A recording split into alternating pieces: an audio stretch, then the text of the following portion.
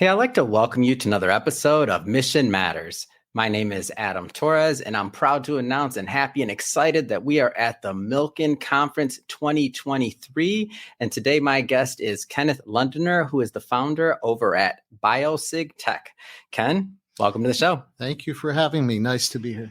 All right, Ken. So I'm excited to learn more about BioSig and also its mission and, your origin story. Like, how did you discover the Milken Conference and what brought you here today? Some of your favorite moments. We got a lot to cover. I know that sounds like a lot. Sounds like fun. Oh, yeah. But we're going to start this episode the way that we start them all. We have something on the show, Ken, that we call our Mission Matters Minute.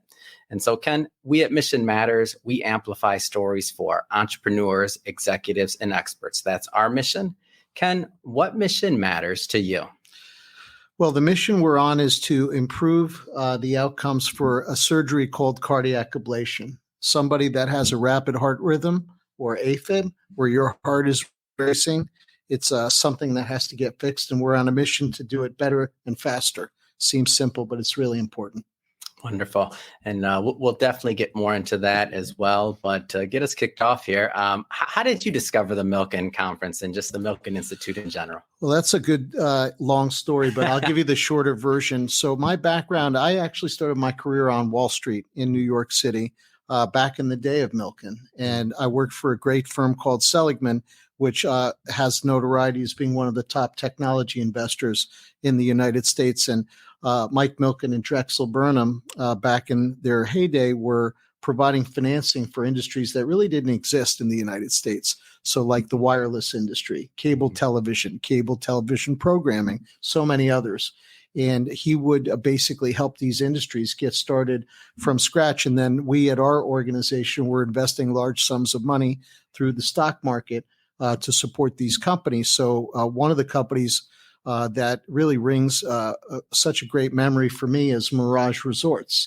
Mike Milken provided the original financing for Steve Wynn to build the Mirage, which really started the transformation of Las Vegas as we know it today. Back when I first started investing in that company, Milken was really the first one to take the risk on that transformation. So my origin is that. And then through one of our shareholders, we're a publicly traded company on the NASDAQ. They recommended that I meet Lorraine Spurge, who was going to accommodate me to attend the Milken Conference. And it turned out that we knew so many people in common and had so much background that overlapped. She ended up joining our board of advisors. So she's been a terrific Sherpa here at the Milken Conference. And this being our first year here, it's really the most amazing environment I've seen in 33 years. Yeah. That's how amazed I am. So I've learned, so this is my second time at the conference, and one of my big goals is really to educate our audience and really others out there about the Milken Institute, the great work that's taking place here. And I learned this term recently when doing an interview. It was called Milken Magic. It's this idea that when you come here, you meet other people, other like-minded people, other people that really want to do good in the world. What kind of advice, there's other corporate leaders out there right now that'll be watching this that are thinking about their involvement, what they should be doing. What kind of message would you give them in terms of Milken and maybe their participation? I think the United States needs more companies with mission that are trying to fix problems or solve issues. We saw an opportunity to improve heart surgery. We saw a big gap, and we thought technology could be an answer. So we're 14 years into our journey. And the thing that I am just completely in awe of is, you call it Milken Magic. It's a collaborative group of the most purpose-driven people that I know of, and it's not that easy to get in here. You have to come in via invitation, which means somebody's got to evaluate that you have something worthy of contribution. So my advice is find a large problem, get a team, find some way to get the resources to build it up, and then bring it forward. And if it's important, believe it or not, this organization finds a way to invite you in. And, in terms of us, medical innovation is really one of the big pillars of what Milken Institute believes in. They have a number of branches. One of them is called Faster Cures. That's a new book that he just published talking about how technology and innovation can push forward the medical industry and help deal with our aging population. So it's just a privilege to be part of it. And I don't know of any other platform in the United States or frankly, the world that is so well thought through and so comprehensive. It's really been an amazing experience. That's for sure. So speaking of, taking your own advice, at some point you made the decision to tackle and to handle a large problem, which is your current present day, like from Wall Street guy to that, like you got to give me a little of that. How did that happen? 9/11, being a New Yorker and having that kind of disruption, it really allowed me to take a look at what I was doing. I was investing money for others. We were doing a good job of that. But I just took a pause after that event to think about how am I going to spend the rest of my career? I was 31 years old at the time. And luckily, I was able to walk away. I had some resources and I took my time to figure out what I wanted to do. I had some very good mentors, folks who had built some other medical technology companies. And I sort of went to school on how to do it. And it took me roughly 7 years courage to start BioSig. We started in the depths of the last pandemic. Pardon me. We started at the depths of the last financial crisis. So 2009, when General Electric was rumored to be going bankrupt, up came the company here in Los Angeles. So we're in Santa Monica, about a mile from the Milken Institute, which is kind of great. So tell us a little bit more about, you mentioned some of the problems that you're handling at the company. Like maybe go a little bit further and tell us a little bit more about the directives and what you're working on. So we innovated a technology that helps see the body's electrical signals in the heart better than anybody. So I like to say we're like the Google Maps of heart surgery. So we take information from inside your heart, we process it through our computer system, and we provide our physicians real-time decision-making capabilities that are new to them, but are in addition to what they're already currently using to help them make more confident decisions. The physicians are really our customers. We stand behind them to support them in, doing heart surgery, which is no easy thing for them to do. And it's been an amazing journey working with many of these folks to innovate the technology. Some of the big highlights for us was in 2017. The Mayo Clinic invested in our company, and they had basically helped us, along with many others like UCLA, Texas Cardiac Arrhythmia Institute, and others, build up the technology to the point where it was valuable to the industry. And we launched the product right before COVID hit. So we had a little bit of a gap to jump over in terms of how COVID affected all of us. But, I'm just happy that we're all here at this event. Nobody's wearing masks, and it shows you how medical innovation works in this country. We've been able to defeat a pandemic, although there are a lot of battle scars. But heart surgery is very important. AFib is a growing issue for the United States. There's roughly, I don't know, depending on whose numbers you believe, 7 to 8 million people that have this disease, rapid heart rhythms. 33.5 million people around the world. And in 10 years, that number is going to more than double. So one thing that Milken does at this conference is shows the impact of disease on society, impact of disease on the economy, impact of disease on families, everything from obesity to Alzheimer's to cardiovascular problems.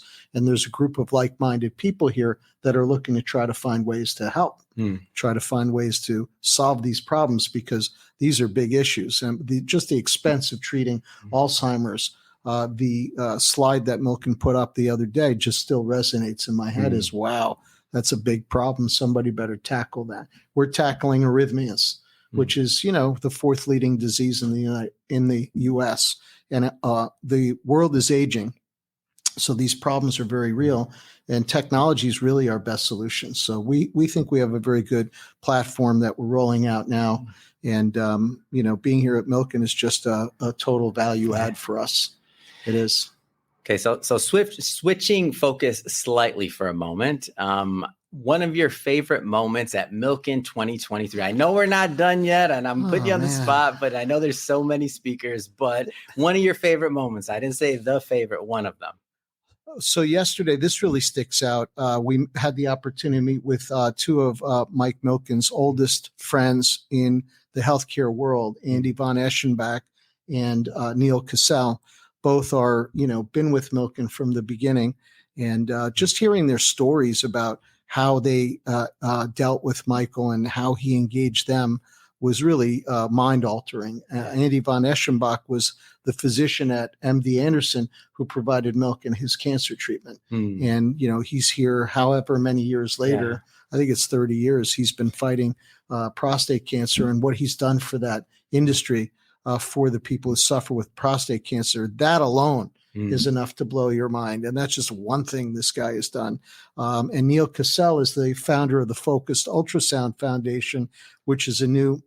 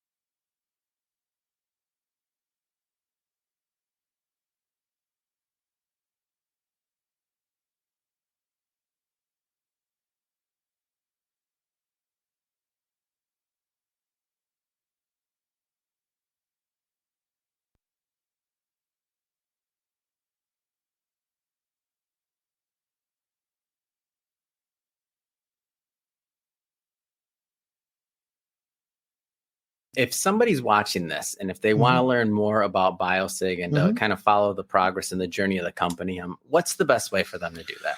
Well, there are two things I would say. One is our website is biosig.com, and we trade on the NASDAQ under ticker symbol BSGM.